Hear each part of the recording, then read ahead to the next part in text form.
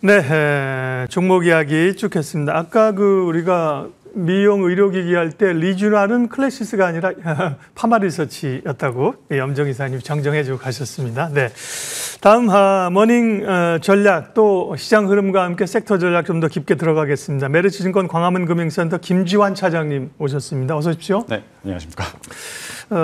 이제 미래 성장 섹터 관심 있는 섹터와 종목 이야기를 해주고 계신데 오늘은 시장 흐름을 먼저 좀 얘기를 해주신다고 해서 시장 흐름 보고 또 최근 종목도 보고 오늘 종목 갈 텐데요. 그러게요. 코스피가 3,200까지 막 왔는데 여기서 조금 이제 숨고르기도 하는 것 같고 사야 되나 팔아야 되나 기본적으로 우리 시장의 흐름들을 더 추가적 상승으로 긍정적으로 보십니까? 네, 저는 그렇습니다. 일단 단기적으로 이제 주가 조정이 있을 거라는 이제 시장의 일부 시각이 있습니다만은 그렇죠. 예. 사실 예전에도 그 코스피 같은 경우는 단기 급등 사례들이 좀 있었습니다. 네. 그래서 이제 표를 보시면은 예. 예전에 2003년에 이제 이라크 전쟁 후에도 이제 그런 증시 회복 기간이 있었고, 네. 그리고 중국발 원자재 슈퍼사이클 부분도 있었고, 네. 그리고 금융위기 이후에도 있었고, 그리고 최근에는 이제 코로나 이제 이후에 이제 2020년 3월달부터 급격하게 이제 단기적으로 이제 상승했던 그런 급등 사례가 있습니다. 네. 그래서 일부 시각에서는 좀 조정 시각도 있지만은 실제로는 저희 여의도 이제 제 지인들 포함해서 이제 여의도의 자본시장의 시각은 또 하나의 역대급 불장이 될 수 있다라고 이제 많이 그렇게 얘기가 나오고 있습니다. 보면 올해 지금 우리 연초 상승률이 35, 38 뭐 이 정도 되죠, 그죠? 네, 그런데 33.4%. 33%. 네, 아유 숫자도 정확하게 기억하고 계시네. 그런데 사실은 워낙 이제 약세장에 오래 있다 보면 사실 거기에 이제 젖어 있잖아요, 그죠? 올라도 부담된다는 얘기인데 조금 전에 준비하신 표를 보니까 뭐 상승률이 코스피가 30%대가 아니라 뭐 80%, 100%. 물론 이제 위기가 온 이후에 급등했던 거죠. 아마 그 전에 급락했겠죠, 그죠? 그런 V자 급등이 많았던 경우가 일반적이었었고요. 올해는 지금의 상승사가 구조적 변화로 인해서 더 갈 수 있다. 그러면 지금은 사실 코스피 쪽의 대형주 중심의 상승이었잖아요. 네, 추가적인 상승이 있다면 여전히 대형주 중심입니까? 아니면 또 다른 흐름이 나올 수 있다고 보세요? 일단 솔직하게 말씀드리면은. 일단 대형주 위주로 또 계속 상승 랠리가 이어질 것으로 좀 보여집니다. 그렇지만은 이쯤 되면은 이제 조금 덜 이제 주목받았던 이제 코스닥 시장을 한번 봐보는 거 어떨까라는 관점으로 한번 접근해 봤는데 이게 코스닥 시장 같은 경우에는 이제 연초 이제 코스피가 33.4% 이제 증가를 했지만 이제 코스닥 같은 경우는 이제 상대적으로 이제 덜한 이제 한 19% 정도 이제 상승한 것으로 좀 보이거든요. 그렇기 때문에 아무래도 코스닥 시장에 있는 이제 조금은 저평가된 그런 종목들을 좀 살펴볼 필요가 있다라고 보여집니다. 예, 알겠습니다.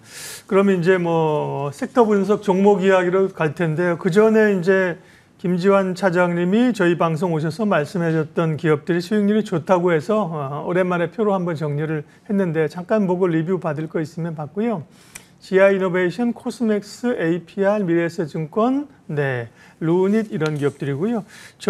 저하고 가는 코너에서는 또 이제 YG 플러스도 제가 기억하고 있는데 그죠?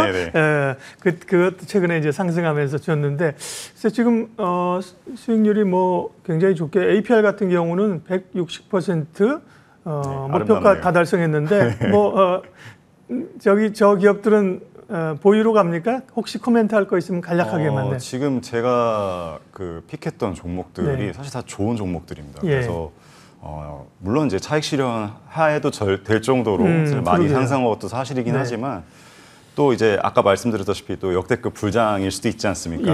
또 이제 경제적 자유를 누리기 위해서는 조금 더 킵해서 가져가시는 것도 나쁘지 않을 것 같습니다. 네, 좋습니다. 그러면 이제 또 그런 기업들을 또 발굴해 보겠습니다. 오늘은 상대적으로 코스피 대형주가 이제 못 간다는 게 아니고 그죠?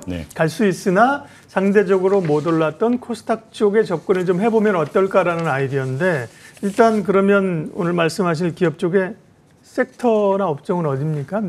오늘 말씀드리는 섹터는 컨택트 렌즈 섹터입니다. 그래서 오늘 지금 종목 말씀드려도 되나요? 컨택트 렌즈 하면 인터로조죠. 네. 맞습니다. 그 인터로조라는 회사를 좀 들고 왔습니다. 인터로조 같은 경우는 이제 컨택트 렌즈에서 이제 연구 개발 그리고 생산 유통까지 담당하는 회사고 이제 쉽게 생각해서 이제 수직 계열화 구조를 모두 갖추고 있다라고 보시면 될 것 같고요. 네. 그 콘택트 렌즈계의 이제 코스맥스다. 예, 그렇게 생각하시면 될 것 같습니다. 네.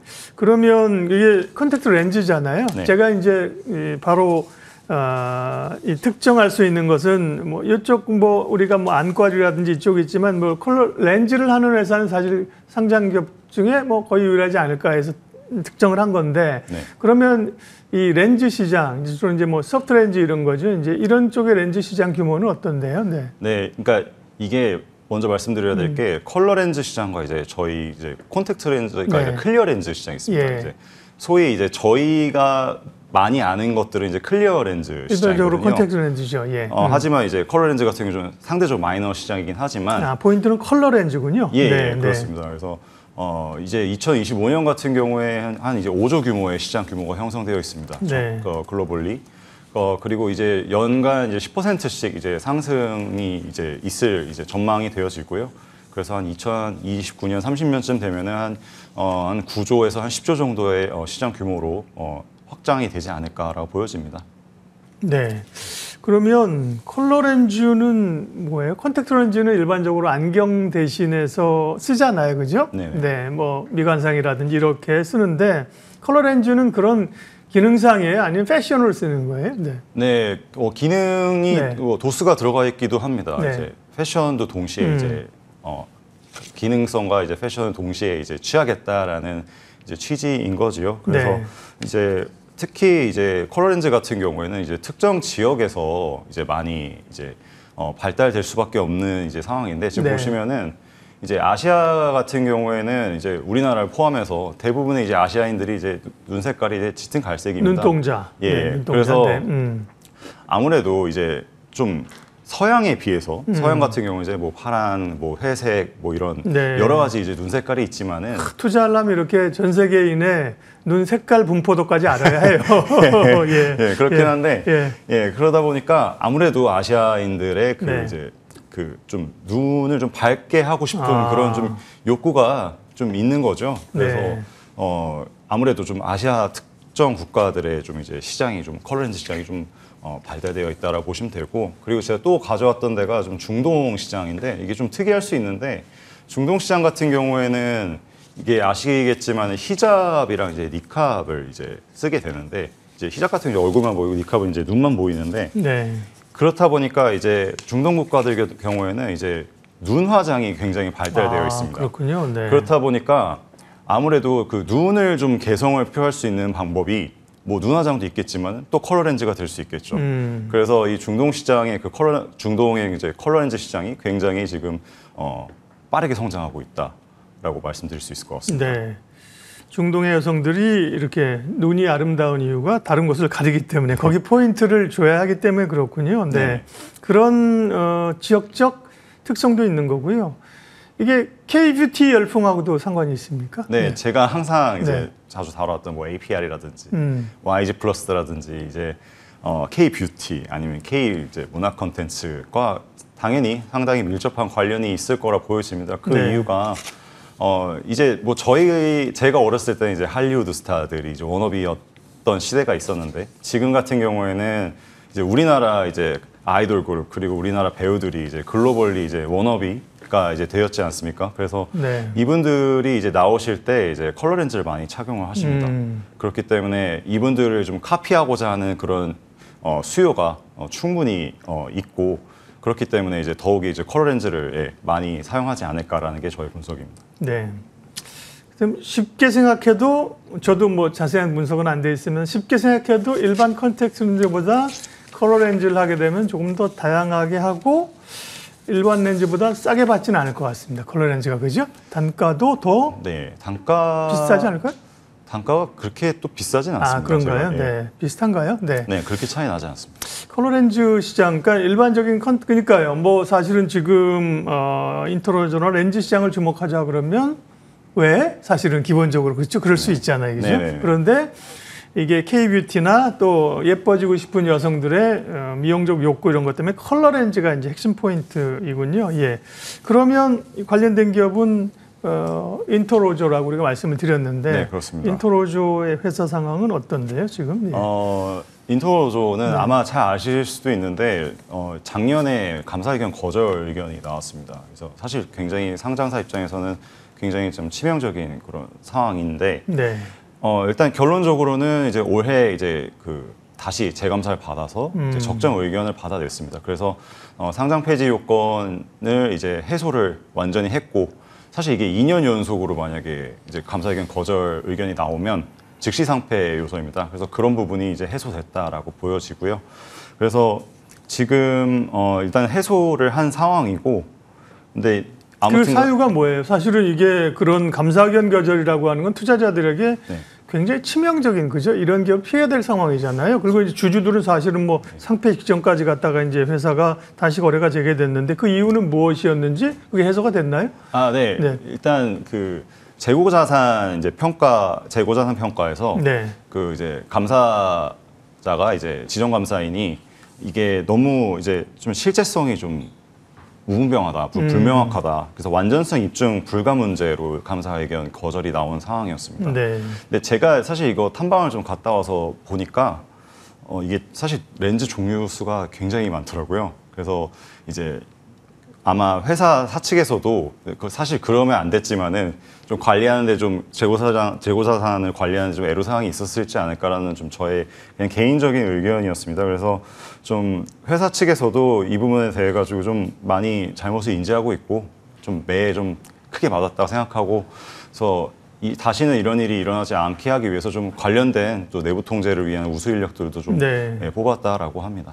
기업으로서는 특별히 이제 상장된 기업이 그런 이 회계상의 우려로 인해서 사실은 감사 의견 거절을 받는다는 거는 뭐 사실 변명 여지가 없죠. 네. 변명 여지가 없고요. 네, 뭐 재고 자산이 제대로 이제 어디든가 확인이 안 됐다니까 감사 보고서 그렇게 쓴 건데 그러면 이제 그 문제는 지금으로서는 적어도 그 문제는 이제 몇 개 탈피를 했다고 봐도 되는 겁니까? 네, 일단 적정이 나왔습니다. 네, 네. 올 3월에 적정이 나와서 이제 거래 재개가 된 상황입니다. 네. 그렇기 때문에 그런 부분에서는 이제 완전히 해소가 됐다라고 말씀드릴 네. 수 있을 것 같습니다. 그러다 보니까 이제 그런 이 내부 사정을 아시는 분들은 관심을 갖기 시작했고 차장님 포함해서 저희에게도 알려주시는 거고 그러다 보니까 주가가 최근에 아마 이 감사 의견 거절된 게 작년에 감사 때이니까요. 작년 이제 3월 결산 끝나고 나서부터 한 1년 동안 거래 정지 기간이 있었고 올해 다시 5월쯤 되는 것 같은데 거래가 재개돼서 최근에 주가가 또 그런 영향으로 급등세를 나타내고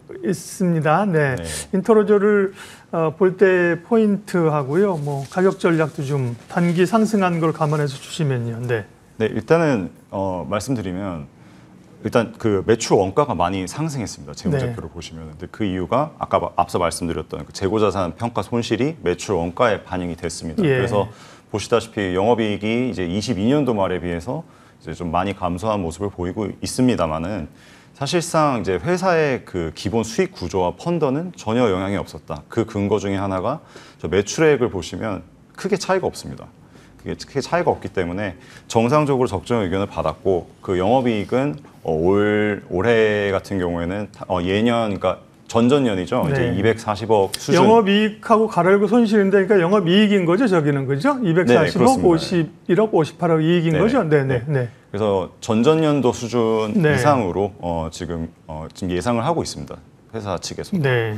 그래서 일단은 그래서 주가가 저는 그래서 이제 목표가를 25,000원을 일단 설정을 했는데요. 네. 그 이유가 이제 거래 정지 전 주가 수준이 한 시총 한 3,000억에서 한 3,200억 수준입니다. 그 정도 수준은 이제 다시 이제 적정 의견을 받았고 이제 일반적인 이제 정상적으로 이제 영업이익이 나오게 되면은 목표가는 충분히 25,000원 정도는 금방 갈 수 있지 않을까라고 보여집니다. 네. 이전에 노이즈가 있기 이전 수준까지는 뭐 회복하는 것이 무리 없다, 그죠? 네, 기본적인 또 펀더멘탈의 실적들이 뒷받침되고 있기 때문이라고 말씀하셨어요. 그러게요. 큰 어려움이 있었는데요. 사실은 이제 재무적인 요건에 의해서 감사 의견 거절을 받았는데 그 문제는 해결됐고 기본적인 영업의 이익이 괜찮다. 네. 렌즈, 컨택트 렌즈에 이어서 이 컬러 렌즈에 주목해야 되는 포인트를 말씀해 주셨고 인터로죠. 오늘 관심주로 살펴봤습니다. 메리츠증권 광화문 금융센터 김지환 차장님 함께했습니다. 고맙습니다. 네, 감사합니다. 지수 한번 보여주세요. 네, 코스피는 3,200선 오늘 다시 회복하면서 3,205로 갑니다. 그리고 코스닥이 조금 더 사실은 힘을 내줄 것 같았는데 코스닥에 가려면 이제 바이오가 가야 되는 거죠. 바이오가 오늘 좀 주춤하니까 코스닥은 약보합권으로 진행이 되고 있네요. 예, 시장공감태 오늘은 여기까지 하겠습니다. 오늘도 좋은 결정하십시오. 고맙습니다.